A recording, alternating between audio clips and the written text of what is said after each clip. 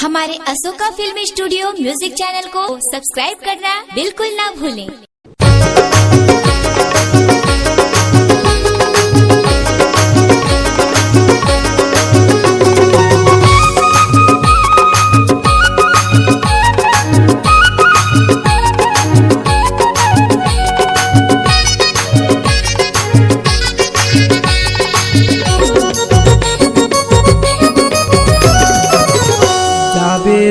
मैना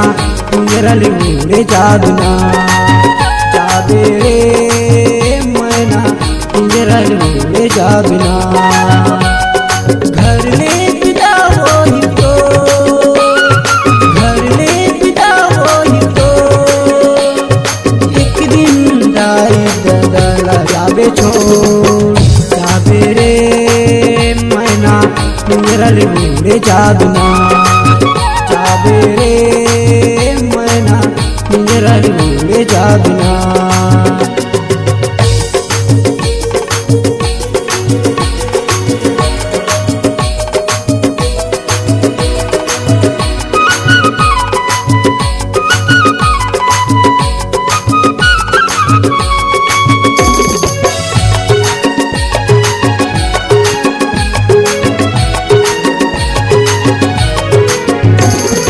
घरपुरिया सुनना लगे रे मोर रानी रही रही के सुरत आथे तोरे संगवारी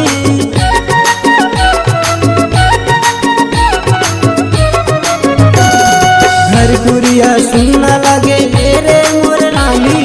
रही रही के सुरत आथे तोरे संगवारी तोर बिना कैसे जीऊं रे तोर बिना कैसे जीऊं मैं तोर बिना कैसे जीऊं रे तोर बिना कैसे जीऊं मैं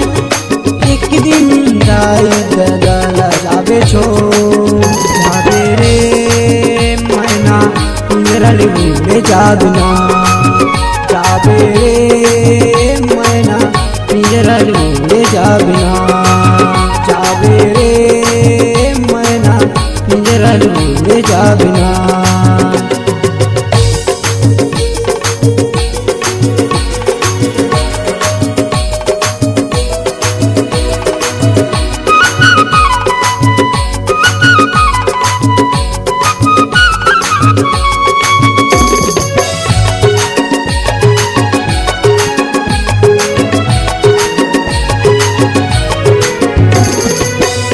बन के आबे रानी दाई दादा के माया माँ 4 दिन ले रही बे चल जाबे ससुराल माँ